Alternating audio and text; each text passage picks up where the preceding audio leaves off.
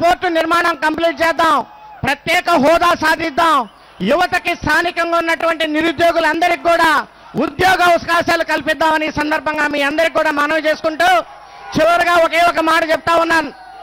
ఈ ఏప్రిల్ 11వ తారీఖు జరగబోయేటువంటి ఎన్నికల్లో మీరందరూ చెప్పాల్సినటువంటి మాట ఒకే ఒకటి ఉంది. ఎండలు విపరీతంగా ఉన్నాయి. మీరందరికీ చెప్పండి, ఎవరైనా పొరపాటున సైకిల్ ఎక్కితే వడదెబ్బకి దెబ్బ తగిలి తీసుకుపోయి హాస్పిటల్లో వేస్తారు. మళ్ళా హాస్పిటల్ నుంచి డిశ్చార్జ్ కావాలంటే 5 సంవత్సరాల టైం పడుతుంది. ఇంకొకటి వచ్చింది గాజు గ్లాస్ అంట, అది ఆల్రెడీ నెర్రిచ్చింది. ఎవరన్నా పొరపాటున గ్లాస్ పట్టుకున్నారంటే గాయం అయితే మరలా మీకు 5 సంవత్సరాలు పట్టిద్ది ఆ గాయం మానాలంటే. ఈ రాష్ట్ర ప్రజానికానికి ఇప్పుడు కావాల్సింది చల్లటి గాలి, అది ఒక్క సీలింగ్ ఫ్యాన్ ద్వారానే సాధ్యం. సీలింగ్ ఫ్యాన్ కు ఓటేసుకుందాం, జగన్ అన్నని ముఖ్యమంత్రిని చేద్దాం. ఇక్కడ కట్ట మీద ఉన్నటువంటి వాసులు హాయిగా నిద్రపోయేటువంటి సమయం వస్తుందని చెప్పేసి సందర్భంగా మనవి చేస్తా ఉన్నాను. మీరు దయచేసి ఆలోచించి 2 ఓట్లు సారథి గారికి నన్నుకి ఓటు వేయటం ద్వారా మనం రాజన్న రాజ్యాన్ని తిరిగి చూసుకుంటామని చెప్పి సందర్భంగా మీ అందరికీ మనవి చేసుకుంటూ సెలవు తీసుకుంటున్నాను. జోహార్ రాజశేఖర రెడ్డి గారు, జోహార్ రాజశేఖర రెడ్డి గారు, జై జగన్ అన్న.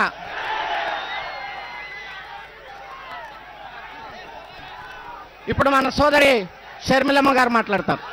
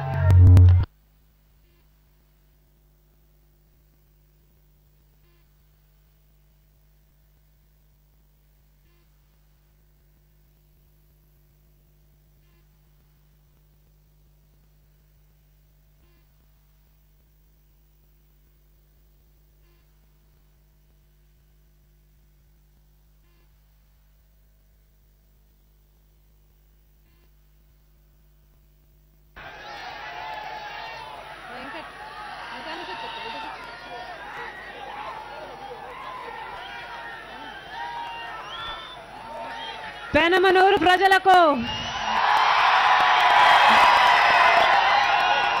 మా కోసం వచ్చిన ప్రతి అన్నకు, ప్రతి అక్కకు, ప్రతి అమ్మకు, ప్రతి అయ్యకు, ప్రతి చెల్లికి, ప్రతి తమ్ముడికి, మీ రాజన్న కూతురు, మీ జగనన్న చెల్లెలు మనస్ఫూర్తిగా నమస్కరించుకుంటోంది.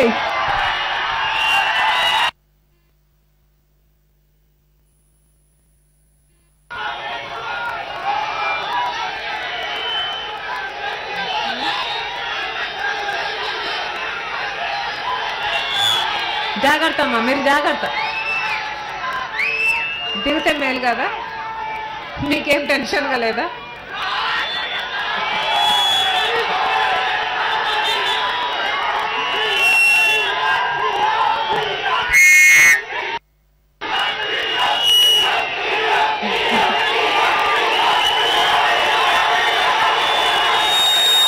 సీఎం ఎదుగూరి సందెంటి జగన్మోహన్ రెడ్డి, సీఎం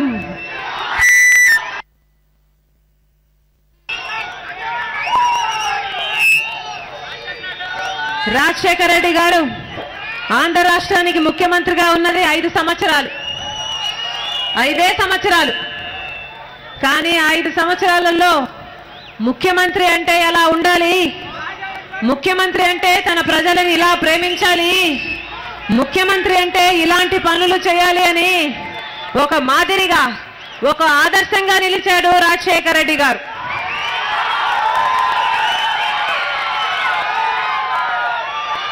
నీది ఏ కులమని చూడలేదు, ఏ మతమని అడగలేదు, నీది ఏ ప్రాంతమని అడగలేదు, ఆఖరికి నువ్వు నా పార్టీ వాడివా లేక అవతల పార్టీ వాడివా అని అడగలేదు. మన పర తేడా లేకుండా ప్రతి ఒక్క వర్గానికి మేలు చేసిన నాయకుడు ఎవరైనా ఉన్నారు అంటే అది ఒక్క రాజశేఖర రెడ్డి గారు మాత్రమే అని గర్వంగా చెప్పుకోగలం.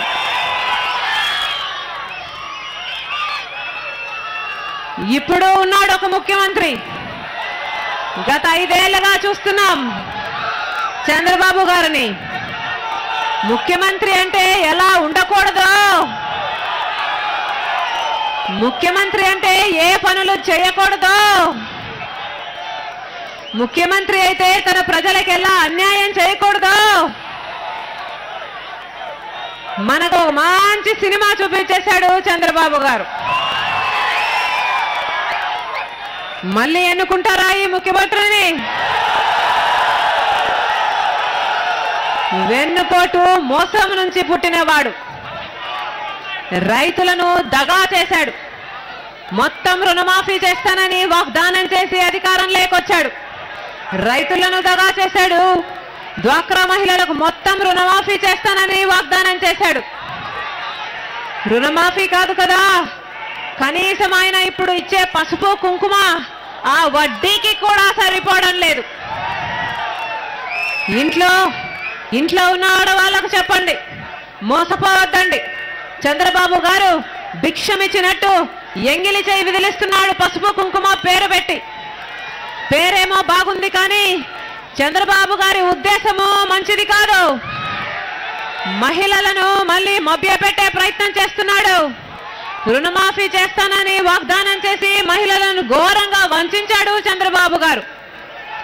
విద్యార్థులకు ఏమైనా మేలు చేశాడా? కేజీ నుంచి పీజీ వరకు ఉచితమన్నాడు, ఇవ్వటం లేదు. పూర్తి ఫీజు రీయింబర్స్మెంట్ లేదు. ఆరోగ్యశ్రీలో కార్పొరేట్ ఆసుపత్రులను తొలగించేశాడు. చంద్రబాబు ఏమో ఆయనకో ఆయన కుటుంబానికో జబ్బు వస్తే గవర్నమెంట్ ఆసుపత్రికి వెళ్తాడా? ఆయనేమో కార్పొరేట్ ఆసుపత్రికి వెళ్ళాలి, కానీ సామాన్యుడు మటుకు గవర్నమెంట్ ఆసుపత్రికే వెళ్ళాలని శాసించాడు. ఇది అమానుషం కాదా? ముఖ్యమంత్రి స్థాయిలో ఉన్నవాడు చేయాల్సిన పనేనా? పోలవరం 15,000 కోట్లున్న ప్రాజెక్టులు కమిషన్ల కోసం 60,000 కోట్లకు పెంచేశాడు. 3 ఏళ్లలో పూర్తి చేస్తానని వాగ్దానం చేశాడు. నిజంగానే చంద్రబాబు గారికి మాట మీద నిలబడే నైజమే ఉంటే ఈ పాటికి పోలవరం పూర్తయ్యేదా? కానీ నిజంగానే చంద్రబాబు గారికి మాట మీద నిలబడడం ఏమిటో తెలియదు. అమరావతి అమరావతి మనకు రాజధాని అట. దాని ముఖం ఎలా ఉందో చూసారా? ఒక్క ఫ్లైఓవర్ కట్టలేదు 5 ఏళ్లలో. ఒక్క పర్మనెంట్ బిల్డింగ్ కూడా లేదు. కేంద్ర ప్రభుత్వం నుంచి కేంద్ర మంత్రి మన చెప్తున్నాడు 2500 కోట్లు కేంద్రం ఇచ్చిందంట. ఒక్కటంటే ఒక్క పర్మనెంట్ బిల్డింగ్ అయినా కట్టాడా? ఇంత అసమర్థ ముఖ్యమంత్రి మనకు అవసరమా? ప్రత్యేక హోదాను నీరుగార్చేశాడు. ఈయన బీజేపీతో కుమ్మక్కయి ప్రత్యేక హోదాను కాస్త తాకట్టు పెట్టేశారు. బీజేపీ మనకి ఇంత ద్రోహం చేసింది అంటే దానికి కారణం చంద్రబాబు గారు కాదా? ప్రత్యేక హోదా మీద ఎన్ని మాటలు మార్చాడు చంద్రబాబు గారు. ప్రత్యేక హోదా కావాలని ఒకసారి, వద్దని ఒకసారి, మళ్ళీ కావాలని ఒకసారి, ఇలా ఎన్ని మాటలు మారుస్తున్నాడు. ఊసరవల్లి కూడా ఈయనను చూసి సిగ్గుతో పారిపోవాలి. బాబు వస్తే జాబ్ వస్తుందన్నారు. ఎవరికి వచ్చింది? ఎవరికి వచ్చింది? చంద్రబాబు గారి కొడుకు లోకేష్కి వచ్చింది. 1 కాదు 2 కాదు, ఏకంగా 3 మంత్రి పదవులు ఇచ్చారు. ఈ పప్పు గారికి కనీసం జయంతికి వర్ధంతికి కూడా తేడా తెలియదు. ఆలు కూడా రావు గాని అగ్రతాంబూలం మాత్రం నాకే అన్నాడట ఒకడు. ఒక్క ఎన్నిక కూడా గెలవలేదు. ఏ అర్హత ఉందని, ఏ అనుభవం ఉందని 3 శాఖలకు మంత్రిని చేశాడు చంద్రబాబు గారు. ఇది పుత్రవాత్సల్యం కాదా? చంద్రబాబు గారి కొడుకేమో 3 ఉద్యోగాలు ఇస్తాడు, మామూలు ప్రజలకేమో ఉద్యోగాలు లేవు, ఉద్యోగ నోటిఫికేషన్లు లేవు. ఇలాంటి వాడు ముఖ్యమంత్రి పదవిలో ఉంటే ఏమవుతుంది? మనకు గుండవుతుంది.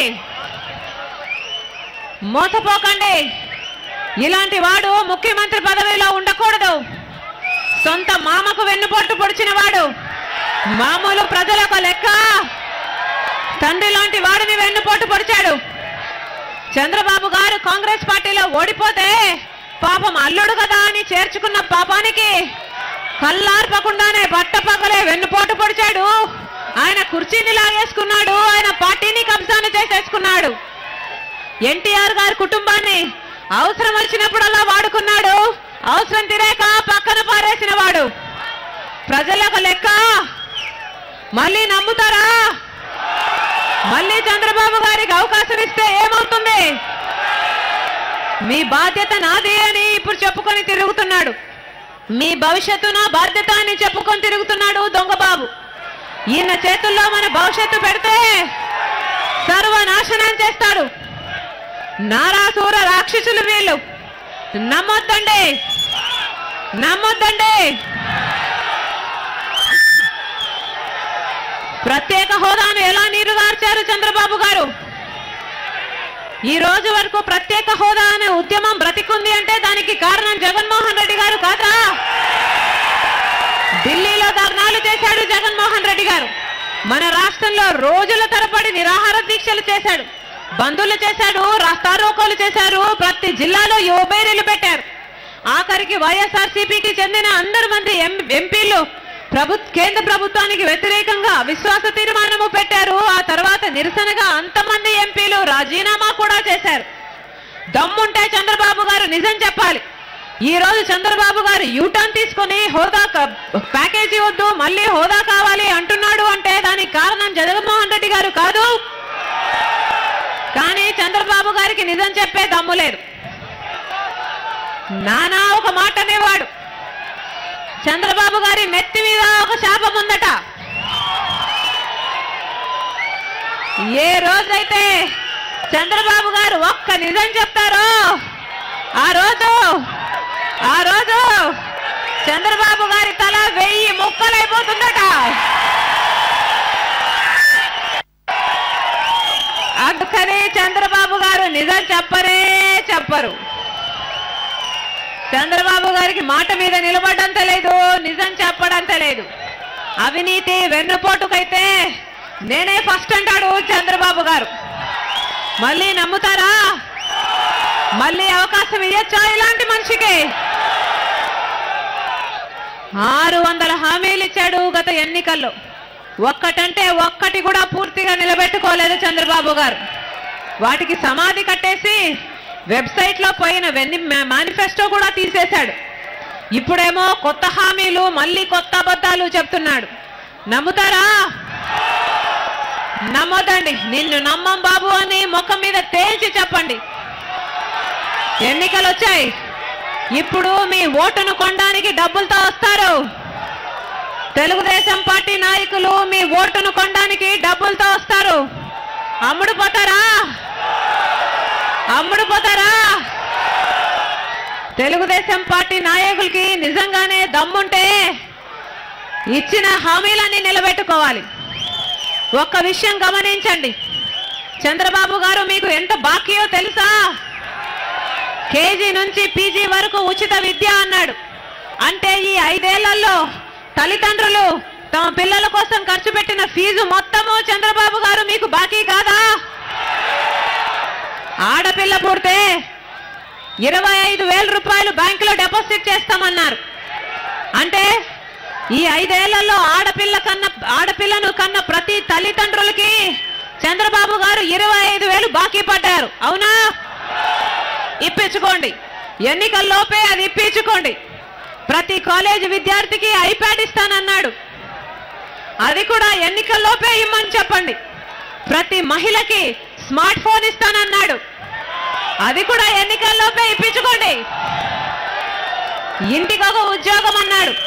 లేకపోతే 2,000 రూపాయలు ఇస్తామన్నాడు. ఆ లెక్కన నెలకు 2,000 అయితే 5 సంవత్సరాలకు ఎంత అవుతుంది? 60 నెలలైతే 1,20,000 అవుతుంది. అంటే ప్రతి ఇంటికి చంద్రబాబు గారు 1,20,000 బాకీ పడ్డారన్నమాట.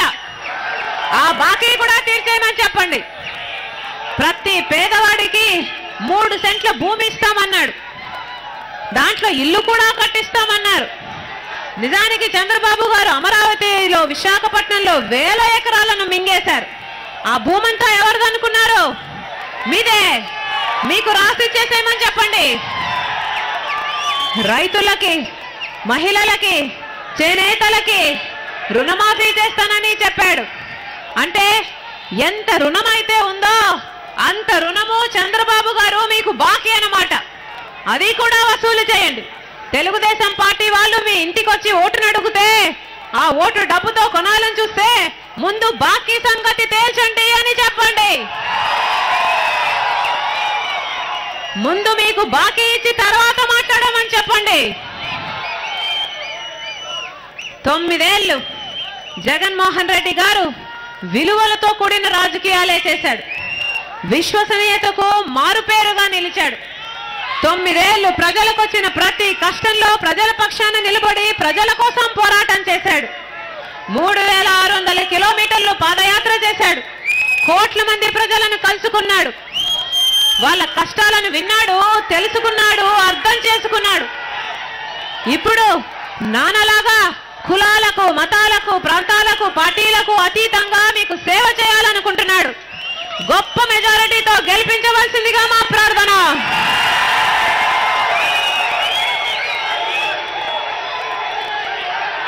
రాబోయే రాజన్న రాజ్యంలో జగనన్న ముఖ్యమంత్రి అయిన తర్వాత ప్రతి రైతు మళ్ళీ రాజవుతాడు. ప్రతి ఏటా పెట్టుబడి సాయం కింద మే నెలలోనే 12,500 రూపాయలు ప్రతి రైతుకి 4 ఏళ్ళు అంటే 50,000 ఇస్తారు. డ్వాక్రా మహిళలకు ఎంత రుణమైతే ఉందో అంత రుణము 4 దఫాల్లో తీరుస్తూ వాళ్ళ చేతుల్లోనే పెడతారు. మళ్ళీ 0 వడ్డీకే రుణాలు ఇస్తారు. ప్రతి తల్లి తన పిల్లలను కూలికి తీసుకుపోకుండా స్కూలుకు పంపాలని ప్రతి తల్లి చేతిలో ఏటా 15,000 రూపాయల తల్లి చేతుల్లో పెడతారు. ఎస్సీ, ఎస్టీ, బీసీ, మైనారిటీ మహిళలకు 45 ఏళ్లు నిండిన వాళ్ళకి 75,000 ఆర్థిక సహాయం చేస్తారు. ప్రతి ఎకరాకి నీళ్లు ఇస్తాం. ప్రతి పేదవాడికి పక్క ఇల్లు కట్టిస్తూ సంవత్సరానికి 25 లక్షల ఇల్లులు కట్టిస్తాం. ప్రతి పేదవాడికి అండగా నిలబడతాం. జగనన్నకు ఒక్క అవకాశం ఇవ్వాలని కోరుతున్నాం.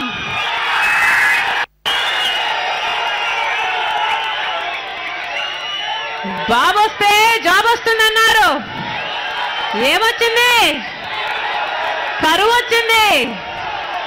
ఏమొచ్చింది? కరువు వచ్చింది. అందుకే బాబు వద్దు, ప్రజలను ప్రేమించని బాబు వద్దు. బాయ్ బాయ్ బాబు. ప్రజా తీర్పు. బాయ్ బాయ్ బాబు. ప్రజా తీర్పు. బాయ్ బాయ్ బాబు. బాబుని ఇంటికి పంపండి. పప్పు ఇంటికి పంపండి. రాజన్న రాజ్యాన్ని మళ్ళీ తెచ్చుకుందాం. వైఎస్ఆర్సీపీ ఎంపీ అభ్యర్థి బాలశౌరి అన్న మీకు పరిచయస్తుడే. గొప్ప మెజారిటీతో గెలిపించవలసిందిగా ప్రార్థన. వైఎస్ఆర్సీపీ ఎమ్మెల్యే అభ్యర్థి పార్థసారథి అన్న మాకు ఎప్పటి నుంచో అండగా నిలబడ్డాడు. తప్పకుండా గెలిపించవలసిందిగా, గొప్ప మెజారిటీతో గెలిపించవలసిందిగా మా ప్రార్థన.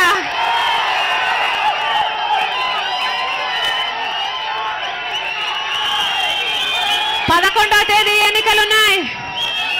11వ తేదీ వచ్చే ఈ నెల 11వ తేదీ ఎన్నికలున్నాయి. ఓటు వేసే సమయంలో ఒక్కసారి మీ గుండెల్లో రాజన్నను తలుచుకోండి. ఒక్కసారి మీ గుండెల్లో రాజన్నను తలుచుకోండి. మీకు సేవ చేయాలనుకుంటున్న ఆయన కొడుక్కి తాను గుర్తు మీద మీరు ఓటు వేసి రాజన్నకు నివాళులు అర్పించవలసిందిగా మా ప్రార్థన.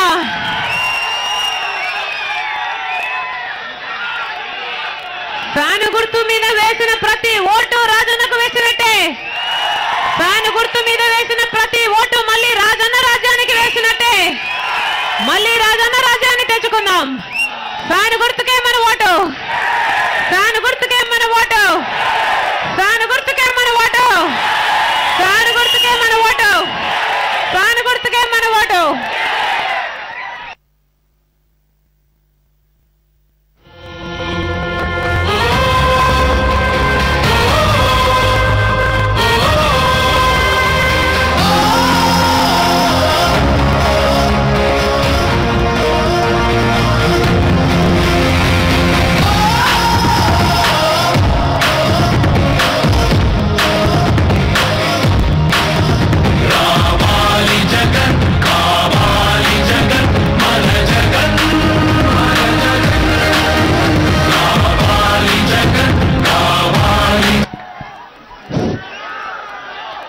ఏనుగు పవన్, సిద్దిని రాజేష్, ఎస్కే అన్సార్, రహమాన్, రాణి దయచేసి పైకి రావాల్సిందిగా కోరుతాను.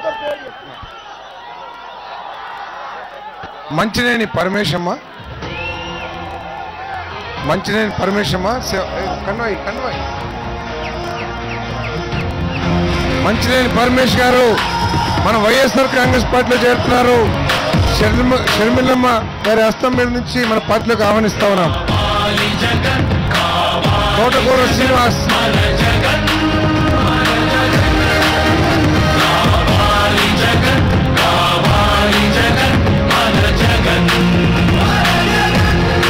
ఏనుగు పవన్ జనసేన పార్టీ నుంచి వైఎస్ఆర్ కాంగ్రెస్ పార్టీలో చేరుతున్నారు. రాజేష్ జనసేన పార్టీ నుంచి మన పార్టీలో చేరుతా ఉన్నారు. ఎస్కే షేక్ అన్సార్,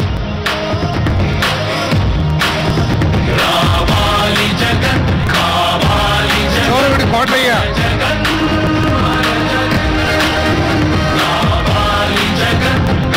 రాణి గారు, సనత్ నగర్ రెహమాన్ గారు,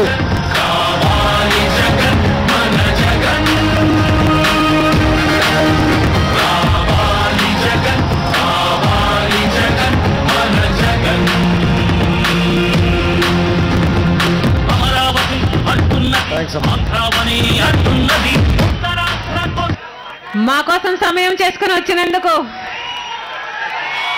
మీ ప్రేమకు, మీ అభిమానానికి మీ రాజన్న కూతురు, మీ జగనన్న చెల్లెలు శిరస్సు వంచి చేతులు జోడించి మనస్ఫూర్తిగా నమస్కరించుకుంటుంది.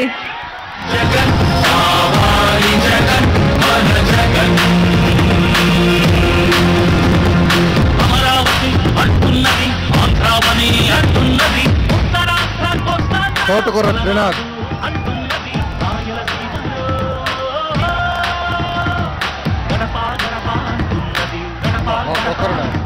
తోటకూర త్రినాథ్,